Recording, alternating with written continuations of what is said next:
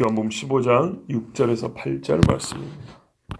사람이 내 안에 거하지 아니하면 가지처럼 밖에 버려져 마르나니 사람들이 그것을 모아다가 불에 던져 사르느니라.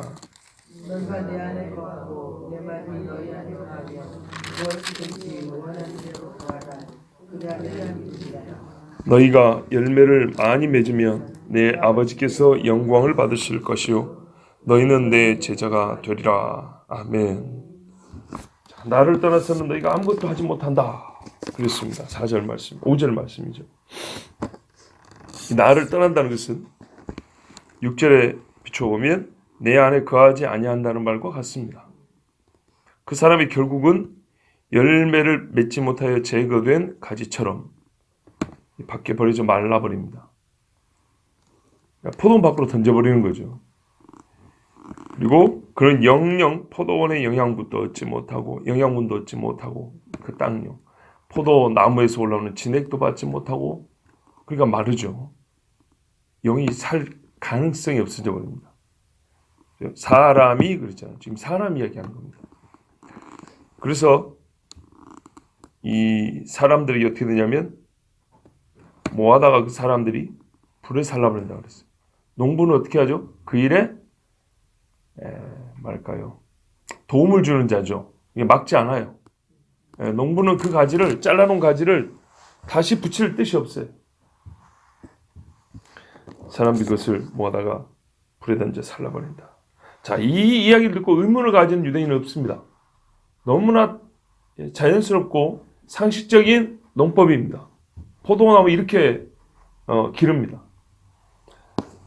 자, 여기서 보니까 아버지가 불에 던져 사르지 않고 사람들이 불에 던져 사른다 그랬어요. 그러니까 이거는 이제 비유 안에서 보면 농부가 부리는 종들이겠죠. 그 포도원 농장이 농부니까 즉 주인이라고 한다면 사람들, 종 혹은 삭슬 주고 고용한 사람들이거나 하여튼 그 사람들 시키는 겁니다.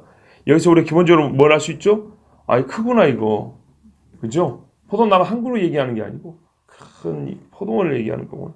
하여튼 뭐 분명한 거는 잘라버려서 사람들이 그것을 갖다 불에 태운다는 건 당연하다는 겁니다. 이제 일단 이 그림의 이 이미지가 큰 포도원을 우리가 가정할 수 있도록 해주지 않습니까? 사람들 그랬으니까. 그러면은 어떤 말씀이 대번에 떠오르냐면 마태복음에 보면 우리 주님이 오실 때 천사들을 불러다가 이 가지들을 모은 다음에 불사른다 이런 말씀이 있었다 그랬어요. 이 땅에서 천사들 통해서 모으는 일이 두 번 있는데 하나는 불신자요, 하나는 신자요. 신자는 신랑이다 이렇게 모으는 거고 불신자는 모아가지고 불에 던지려고 모은다 그랬어요. 예를 들면 마태복음 13장에 보면 가라지를 뿌린 원수는 마귀요 추수되는 세상 끝이요 추수꾼은 천사들이니 이렇게 다 풀어줬어요. 그런즉 가라지를 거두어 불에 사르는 것 같이 세상 끝에도 그러하리라. 인자가 그 천사들을 보내리니 그들이 그 나라에서 모든 넘어지게 하는 것과 또 불법을 행하는 자들을 거두어내어 풀무불에 던져 넣으리니 거기서 울며 이를 갈게 되리라. 아멘. 불법을 행하는 자들이죠. 근데 여기서 잘려나가서 불에 던져진 사람들을 우리 본문에 보면 사람들이 그것을 모아다가 이렇게 돼 있죠. 그런데 헬라어에는 그것들 이렇게 돼 있어요. 복수로 돼 있어요. 그럼 여러분은 어떻게 이 말을 해석하면 옳다고 생각하십니까? 그 수가 많구나.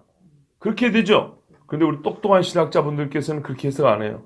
어떻게 해석한 거냐면 가지는 그것이라고 했고 처음에 앞에 가지를 버린다 했는데 갑자기 그것들하고 복수가 됐다 이 말이죠.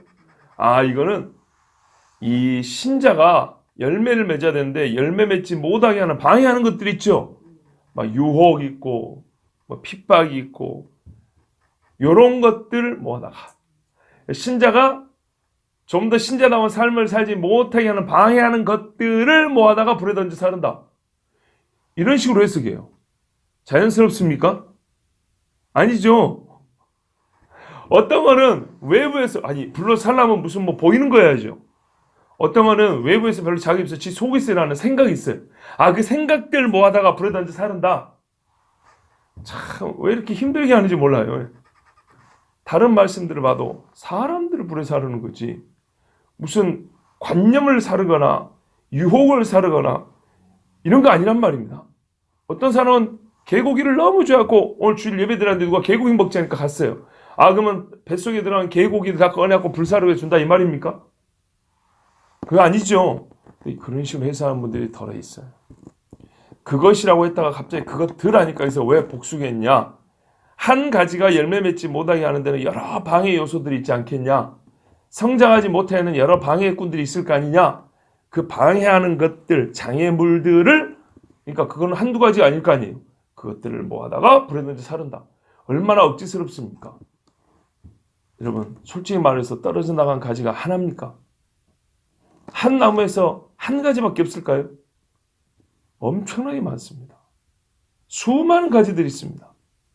구원받지 못하고 주님을 배신하고 떨어져가는 수많은 사람들이 있습니다. 분명히 사람이라고 했습니다. 잘린 가지도 하나가 아니고 여러 개입니다. 만약에 가지가 하나 있으면 말이 되는 겁니다. 어떻게 이렇게 어려운 상상을 하는지 모르겠어요. 여러분 각 가지가 열매 없음으로 잘리고 그렇게 잘린 가지들을 모아갖고 불에 사는 것이 상식이고 이 비유가 말하는 포도원 농법에 아주 적합한 자연스럽게 떠오르는 생각들입니다. 자, 여러분 이 무시무시한 결과에 대해서 그대로 받아들이길 바랍니다. 그대로 받아야 됩니다. 일찍이 세례 요한이 이렇게 외쳤습니다. 그러므로 회개에 합당한 열매를 맺고 속으로 아브라함이 우리 조상이라고 생각하지 말라. 이런 생각을 불에 사르는 게 아니에요. 내가 너희에게 이르노니 하나님이 능히 이 돌들로도 아브라함의 자손이 되게 하시리라. 이미 도끼가 나무 뿌리에 놓였으니 좋은 열매를 맺지 아니하는 나무마다 찍혀 불에 던지리라. 여러분 이때는요 각 나무를 사람으로 비유했어요. 아까는 나무에 있는 가지를 사람으로 했어요. 근데 지금은 나무를 사람으로 비유했을 때 어떻게 해요? 각 나무마다 나무 하나하나 본다는 거예요. 나무 하나하나. 그럼 이 잘려 나간 도끼로 찍힌 나무가 하나일까요? 한 그루가 아니고 여러 그루겠죠. 예. 가지도 여러 개입니다. 여기서 우리가 또 이제 교훈을 배우는 게 뭐냐면 가장 먼저 맺어지길 기대하는 열매. 우리 주님이 바라는 열매가 어떤 열매라고요? 회개에 합당한 열매. 우리가 예수 믿으면 맨 처음 회개하죠. 그럼 회개의 증표가 나타나요. 그 증표가 하나님께 영광이 되고요. 하나님이 그 열매로 취하여 우리가 좀 인간적인 표현하면 그거를 흠양하여 잡수신다고요. 첫 곡식 한 단 와서 흔들어라. 불태워라. 양새끼 처음 거 다 내 거다. 이런 것처럼 하나님 앞에 우리가 맺어야 될 열매가 많이 있는데 많은 열매라 했죠. 그 중에 하나는 제일 첫 번째 맺어야 될 열매는 회개에 합당한 열매라고 해요. 자, 삭개오처럼 말입니다. 내 재산을 반을 가난한 자를 내놓겠습니다. 남의 거를 내가 토색한 거 있으면 4배를 갚겠습니다. 향유 부은 여인처럼 말입니다. 사람들이 무슨 욕을 해도 나 주님 앞에 회개, 용서받은 거, 내 이 은혜, 이 사랑 나 감출 수가 없어. 다 갖다 부어버립니다. 눈물로 발을 씻습니다. 10장 한편의 죄인 말입니다. 나 아까 금방까지 욕이고 저주했거든. 근데 예수님이 7마디밖에 안 했어요. 그것도 뒤에 말씀 빼고 앞에 한 서너 마디 들었어요. 서너 마디. 뒤에 말씀은 이 사람 때문에 한 말이니까. 그죠? 네가 오늘 나오는 이스라엘 이 말 듣고 회개한 게 아니라 회개하니까 이 말을 주신 거란 말이에요. 그리고도 다 이루었다 있었죠. 그죠? 아버지 손에 내용을 의탁 하나 했죠. 맞습니까? 보라 네 어머니다. 그러면 이 죄인은 예수님 말씀 몇 마디 안 듣고 회개한 거예요. 십자가에 달려서 말하기가 얼마나 힘들어 말씀드렸죠. 숨쉬기도 어려워요. 숨을 못 쉬어 숨을. 그런데 거기서 이 사람은 자기 할 일 다 했어요. 주여 주의 나라에 가실 때 나를 기억하옵소서. 사람이 마음으로 믿어 의에 이르고 입으로 신하에 구원한다죠. 반드시 신하에 돼 있어요. 마음이 의롭게 되는데 어떻게 신이 안 됩니까? 이게 회개에 합당한 열매입니다. 이 사람들 그 회개에 합당한 행위 때문에 사람들이 칭찬받았습니까? 현장에서 사람들은 그 무슨 뜻인지 알지도 못했습니다. 오히려 욕했습니다. 같이 창피해졌습니다.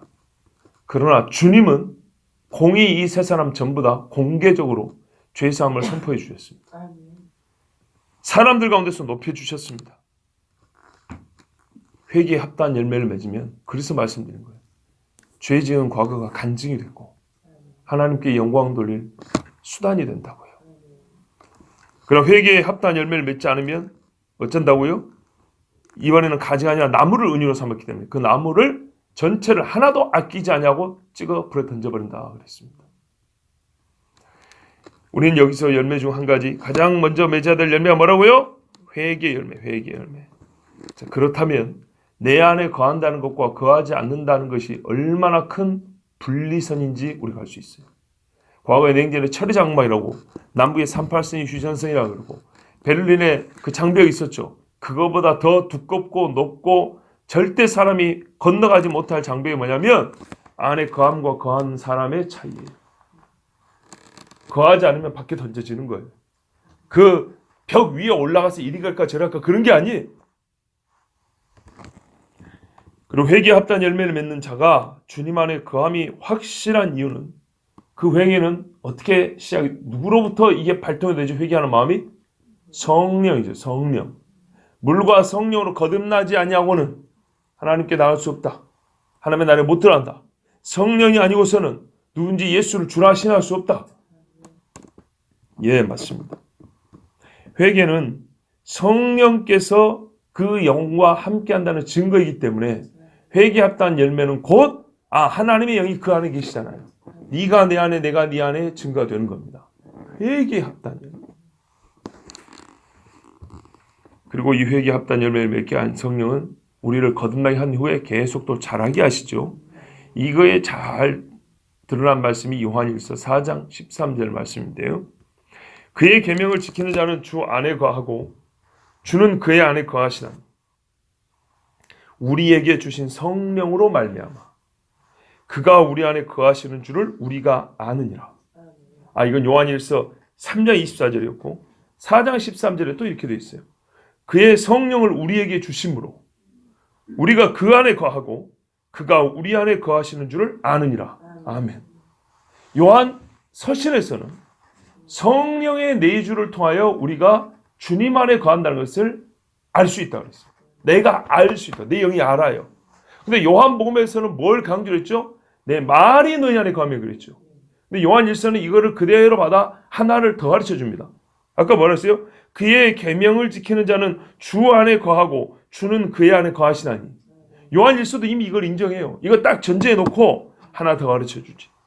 우리에게 주신 성령으로 말미암아 그걸 깨닫게 돼요. 첫 번째 3장 말씀 뭐냐면 우리가 계명을 지킬 때 내 안에 있는 성령이 너 하나님의 계명을 지키는구나. 너 그가 아니? 꼭 너가 지키는 사람이 주님 안에 거하는 거야. 요거를 가르쳐 주는 분이 성령이다.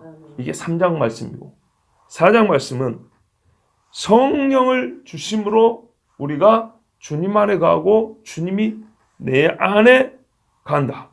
그러니까 내가 또한 그 안에 거한다는 것도 알게 된다라고 거의 실상 같은 말씀을 한 번 더 반복해 놓은 겁니다. 그러니까 여기서 우리가 어제까지 알고 있었던 말씀 하나 확장되죠.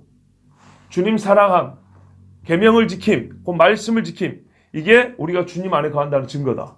근데 이거를 확실하게 우리 안에, 이게 객관적인 건데 우리 속으로 주관적으로도 내 영이 그거를 불안하지 않고 확실하게 깨닫게 하고 지각하게 하는 분은 누구다고요? 성령이라는 거예요. 성령.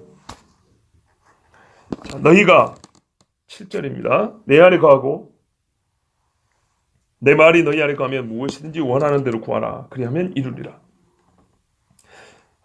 반대로 주님 안에 거하지 아니하는 자의 반대로 주님 안에 거하는 자는 어떤 자인가 하면 그는 일단 주의 말씀이 그 안에 거한다는 확증이 있는 사람입니다. 아까 성령이 가르쳐준다 했죠. 확증이 있는 사람. 자, 7절 말씀 그대로 따라보면요. 우리가 주님 안에 거한다는 것은 일방적으로 나만 그 속에 들어가는 게 아니에요. 그죠? 그의 것, 곧 예수님의 것이 나에게 들어오는 것과 동시적 사건이에요. 그럼 예수님에 뭐가 들어옵니까? 그렇죠. 내 말 그랬죠. 내 말이 너희 안에 거하면 이렇게 했어요. 신자가 내가 주님만에 거한다는 확신을 가지게 되는 것은 사실 어떻게 하냐면 내 속에 성령이 깨우쳐 주시는데, 뭘 깨우치냐면 아까 말했죠? 네가 주님 말씀을 지키지? 내가 이런 거 원래 안 좋아했었는데, 나 이거 원래 못하는데 어떻게 이렇게 가능했지? 이렇게 성령이 나를 돌아보게 한다는 겁니다. 주님 말씀이 내 속에 들어있을 때 그 말씀이 내 마음의 법이 되어 있고요. 로마서에 그러잖아요. 또 하나의 육신의 법이 있는데 그것이 아니라 하나님 말씀이 육신의 법을 이길 때 성령이 그걸 보여줘요. 너 지금 육신의 법을 이기고 있어. 이렇게 가르쳐준다. 본성을 지배하고 판단, 이 하나님의 말씀이 판단의 기준이 되고 완전히 내 속 사람을 지배하는 자일 때 나는 주님과 서로가 내주하는 자이구나.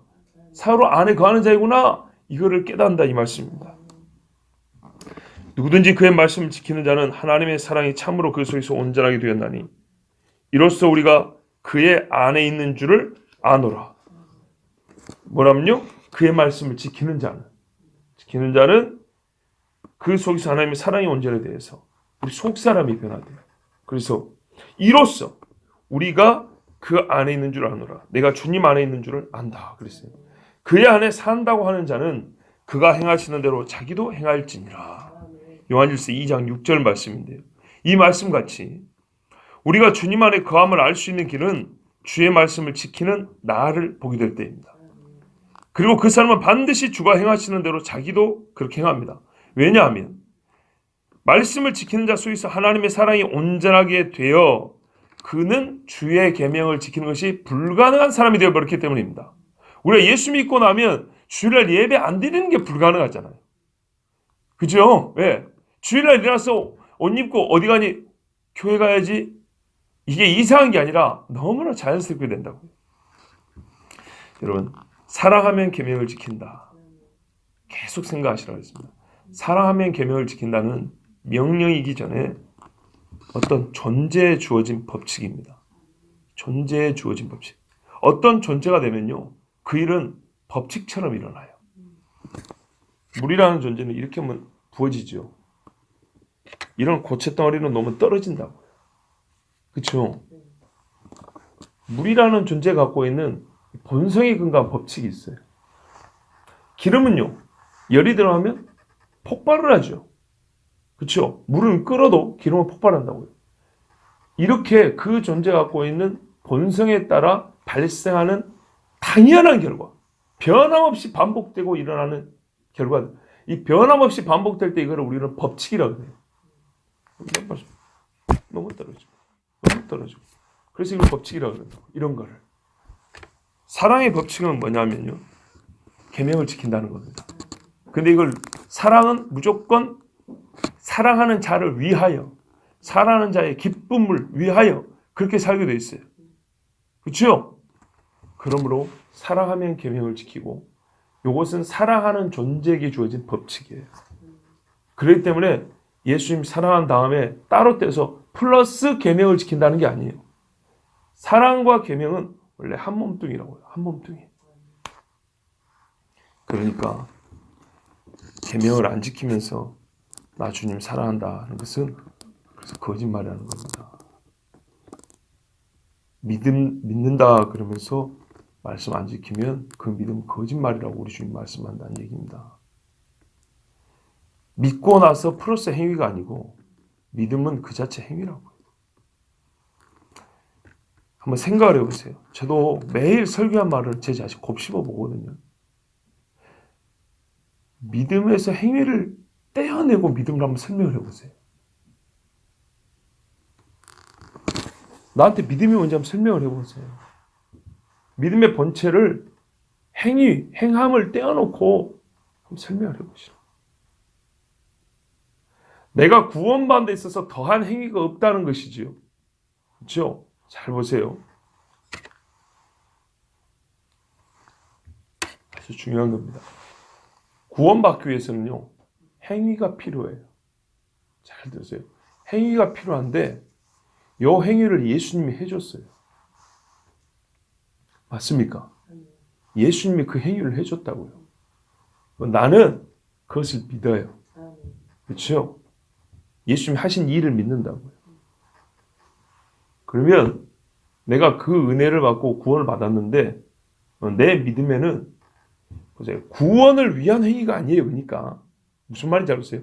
내 믿음의 진정성을 드러낸 행위가 나올까요? 안 나올까요? 당연히 나오죠. 우리가 보통 하면 행위를 이 구원을 위한 행위로 스스로 바꿔치기해서 생각을 하는 습관이 있어요.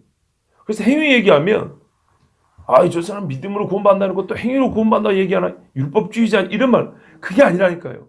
이래서 우리에게 생각하는 능력이 필요하고 개념을 정리하고 구분할 수 있는 능력이 필요하다고요. 행위라는 말은 똑같이 쓰지만 다시 들어보세요. 나는 구원을 위하여 주님이 뭐래요? 죄값이 필요하다 그랬으니까 누군가 죄값으로 자기를 바쳐야 되는 행위가 필요하다고요. 이 구원에 필요한 전제 조건을 완성시키는 완료하는 행위는 예수님이 했다고요. 예수님이 해버렸어요. 나는 거기에 보태는 행위가 아니에요. 나는 믿어요. 그거를. 믿어야 구원을 받아요. 근데 우리 주님 앞에서 우리 주님 뭐냐면 네가 살면서 인간이라는 존재 내가 어떻게 만들어놨냐면 믿음은 말이다. 사람은 살아있는 것은 반드시 움직여. 뜻이 가는 대로 무조건 움직이게 돼 있어요. 배가 고프면 혀를 낼름낼름하고 침을 질질 흘리더라도 잠이 오면 눈을 껌뻑하면 어쨌든 움직이게 돼 있어요. 네가 나아가 한 행위, 내가 구원을 위해 해놓은 행위를 네가 믿어. 그러면 그 행위를 향해서 네 발걸음이 움직이게 돼 있단 말이야. 그 행위를 한 자를 위해서 네가 무릎을 꿇게 돼 있단 말이야. 그 행위를 해준 분을 위해서 네가 정말 충성을 고백하고 서약을 하고 사랑이 돼 있다 이 말이지. 그런데 그 믿음의 증거로서 믿음에 당연하게 붙어있는 짝으로서의 행위를 안 해요. 무슨 말인지 아시겠죠? 근데 나는 믿사옵니다. 주님이 그 행위가 아니고 그 믿음은 가짜로 본다고요. 내가 너의 구원을 위하여 해놓은 행위에 대하여 네가 믿는다고 하는 그 고백 나는 안 믿어 그 말이에요. 그 믿음은 반드시 믿음의 짝으로서 갖고 있는 행위가 있다고. 이 행위는 오해하지 말라고요. 구원을 위한 행위 아니라고요. 이제 확실히 구분하시죠. 예. 그러므로 아까 제가 말씀드린 사랑하는 자에게 반드시 수반되는 이 존재 법칙으로서의 행위가 있다고요. 뭐 한다고요? 성경에? 제 말이 아니잖아요. 나는 하나님 하신 말씀을 지금 여러분이 풀어 가르쳐 주는 거예요. 왜 한국 사람들은 행위에 대한 오해가 있고요. 행위의 이 개념 정리가 잘 안 돼갖고 자꾸 왔다 갔다 돼 속으로. 그러니까 이렇게 정리를 해주는 거예요. 사랑하면 계명을 지키는 행위가 반드시 나오게 됐어요. 그렇지 않으면 뭐 한다고 계명을 줬답니까? 나에게 설명을 해줘봤어요. 계명을 준 이유가 뭐예요 도대체? 성경에 그 많은 동사, 명령형의 동사가 있어요. 사랑해라, 섬겨라, 회개해라, 주님 앞에 예물 바쳐라, 순교해라, 배도하지 말라, 인내해라. 이 많은 명령형의 동사들 나한테 설명을 해줘보세요. 이것은 믿음과 분리된 것도 아니고 주님 사랑과 떨어진 것도 아닙니다. 별도의 것이 아닙니다. 부록이 아니라고요. 이거는 필수적일 뿐만 아니라 본래 사랑 그 자체예요. 믿음 그 자체예요. 예. 생명 있는 그 자체는 움직인다니까요. 생명은 움직여요. 그래서 이런 사람들은 사랑하는 자로서의 그 존재의 법칙이 주어진 그 사람들은 뭐 한다고요? 무엇이든지 구하여도 다 사랑하는 자를 해롭게 하거나 괴롭게 하거나 명예를 실추하는 이런 식의 구원들을 구하지 않아요. 반드시 사랑하는 자의 기쁨과 영광을 위하여 모든 일을 계획하고 행하게 돼 있어요. 참고로 요한 1서 2장 14절에 보면 참 같은 요한이죠. 주님 말씀을 이 주제 안에서 요한은 정말 깊이 잘 들은 사람이에요. 그리고 제가 몇 주 전에 설교했어요. 당시로서 못 깨달은 건 나중에 성령이 가르쳐 준다 했는데 성령이 가르쳐 준 것이 바로 요한복음을 쓸 때보다는 그러니까 요한복음이 그 말하는 배경, 공생의 기간이 아니라 제자들이 성령으로 이 사역할 때 후대 아닙니까? 그때 후대에 깨달은 것들은 서신서에 나와 있어요. 예수님 말하면 지금 못 깨달은 건 성령을 가르쳐 준다 그랬죠. 예. 그래서 성령을 통해서 더 자세히 배운 다음에 요한 서신을 통해서 우리에게 가르쳐 준 거예요. 물론 요한복음도 나중에 썼기 때문에 요한복음도 가르쳐 줄 수 있는데 요한복음은 예수님이 계실 때 이 일만 썼기 때문에 자기가 추가적으로 깨달은 것을 쓸 필요는 없어요. 추가적으로 깨달은 것은 서신서에서, 요한 1서, 2서, 3서에서. 자, 보세요. 이런 말씀이 있어요. 요일 2장 14절에 아이들아 내가 너에게 쓴 것은, 아비들아 내가 너희를 쓴 것은, 이렇게 돼 있죠. 그 다음에 세 번째, 청년들아, 이렇게 돼 있어요. 청년들아 내가 너희에게 쓴 것은 너희가 강하고 하나님의 말씀이 너희 안에 거하시며 너희가 흉악한 자를 이겼음이라 그랬어요. 자, 말씀이 거하는 자가 내 안에 거하고 내가 네 안에 거한다 그랬죠. 이렇게 되면 어떻게 한다고요? 흉악한 자를 이긴대요. 그러니까 밖에 있는 사람은 흉악한 자를 못 이겨요. 죄에 끌려가다가 그러니까 불러가는 거예요. 흉악한 자가 있는 곳으로. 자, 이 청년들이 흉악한 자를 이겼다 그랬어요. 시편 119편에도 청년들이 어떻게 주의 기쁘신 뜻을 행할 수 있겠습니까?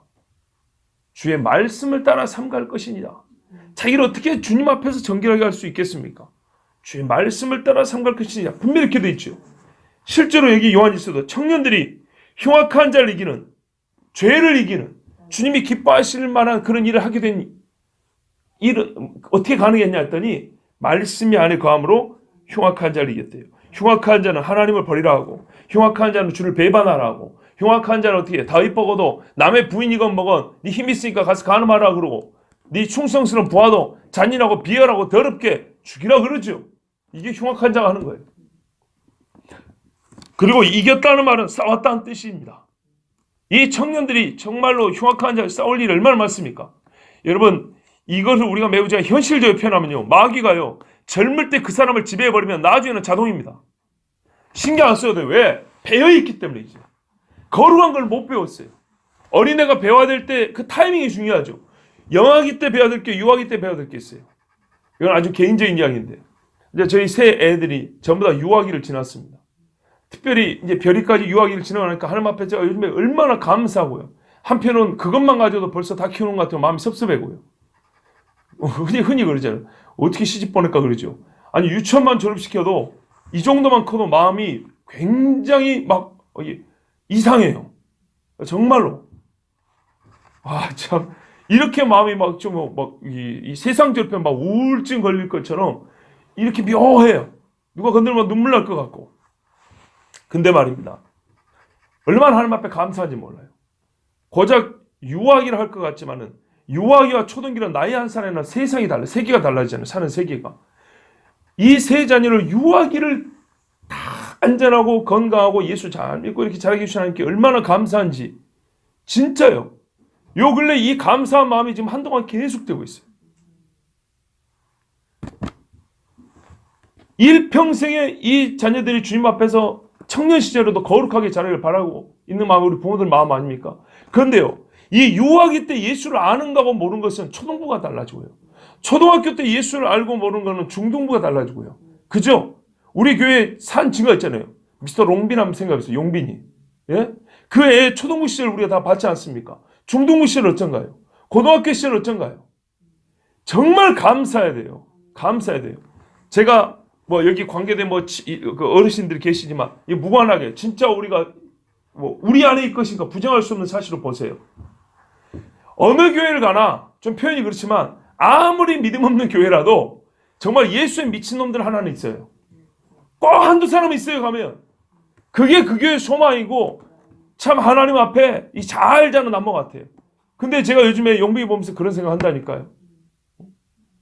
정말 얼마나 아름답습니까? 혹시 아름답지 않다 하는 이 계십니까? 저는 정말 아름답습니다. 이 잘 자란 나무는 이렇게 보기 좋은 거예요. 예? 그 열매가 그렇게 아름다운 거예요. 정말 우리 교회에서 진짜 차세대, 다음 세대, 예? 저 문 열고 아무도 없을 때 와서 기도할 놈입니다. 요즘에도 가끔 와서 기도해요. 그 모습을 보면서 얼마나 감사하고 기쁜지요. 꼭 내 새끼가 아니어도 이게 우리 신앙의 공동체예요. 기쁘잖아요. 기쁘잖아요. 그 어린애가 커가지고 차근차근한데, 근데요, 그 앞시대, 앞전 그 단계가 무관하지 않아요. 그래서 제가 감사합니다. 우리 인생도 마찬가지예요. 신앙을 처음 배울 때 마땅히 배워야 될 건 못 배우고 통과해버리잖아요. 그러면 그 못 배운 것 대신 단 것이 들어와서 그게 몸에 배어버려요. 영성이 되어버린다고요. 그래서 내가 다 있어요. 기회가 있는 거예요. 청년들 때는 어떻게 하냐? 싸우는 거예요.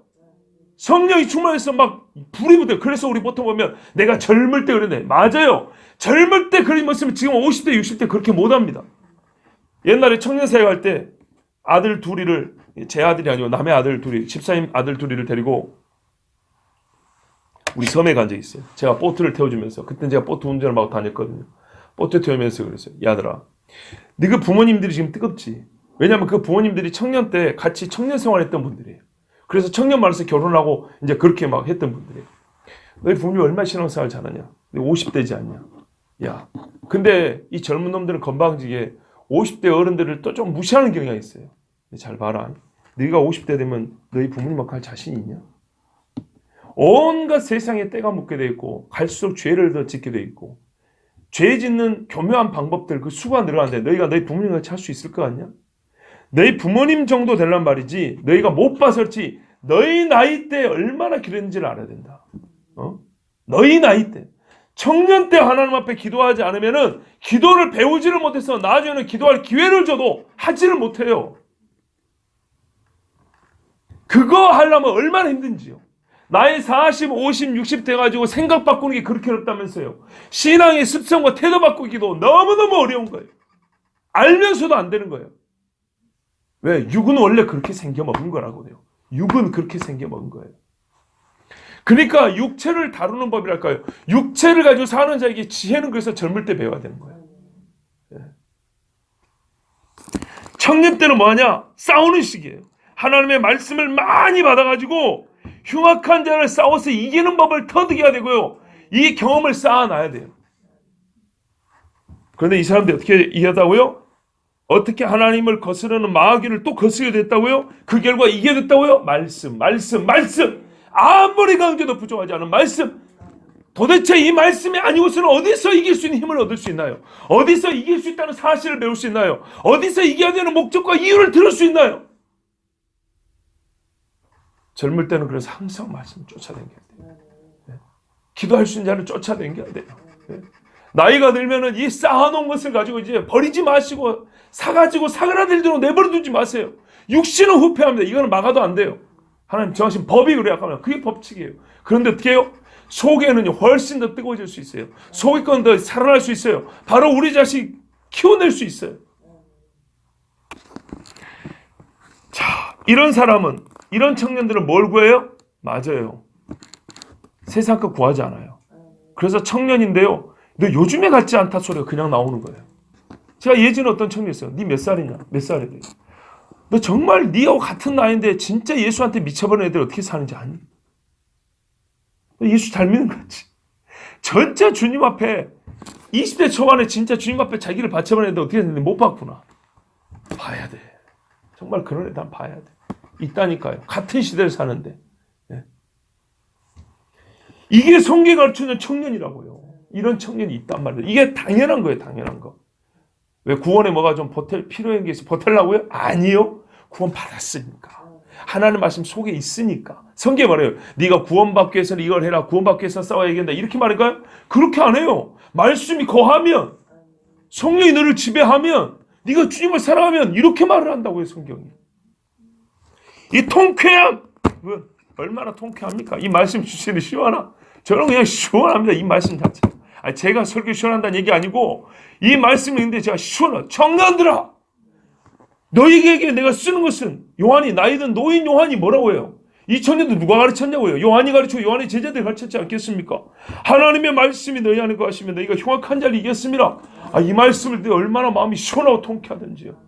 이런 청년들 100명 1000명 봤으면 좋겠어요.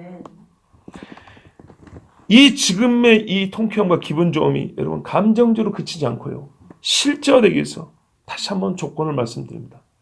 너희가 내 안에 거하고 내 말이 너희 안에 거하면 무엇이든지 원하는 대로 구하라. 이렇게 되면요. 그 사람은 뭘 구해요? 진짜 주의 영광을 위하여 구하고 진리를 위하여 구하게 됩니다. 내가 주님 안에 거하면 주님 속을 들여봐서 주님 속에 내가 있네요. 이렇게 하는 게 아닙니다. 내 속에 주님 말씀이 있으면 자동으로 깨달아지는 겁니다. 주님 말씀이 내 속에 거한 다음은 내가 그 말씀에 달라붙어 있습니다. 연합한다. 뭐 이런 식의 어떤 그 설명, 이게 아니고요. 우리 속에 남아있는 사랑하는 자 속에 변화된 자질들, 본성의 변화로 깨닫게 되는 겁니다.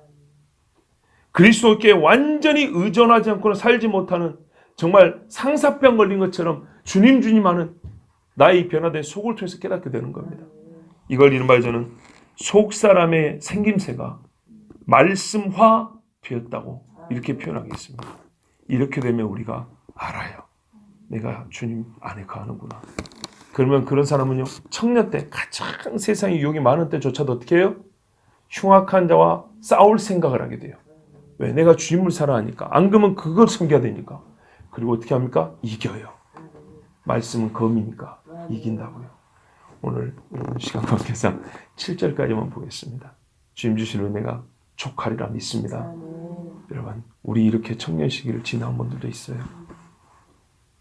제가 개인적인 고백은 이렇게 청년 시기를 주의 말씀 흉악한 자를 이기기도 하고 패하기도 해봤어요.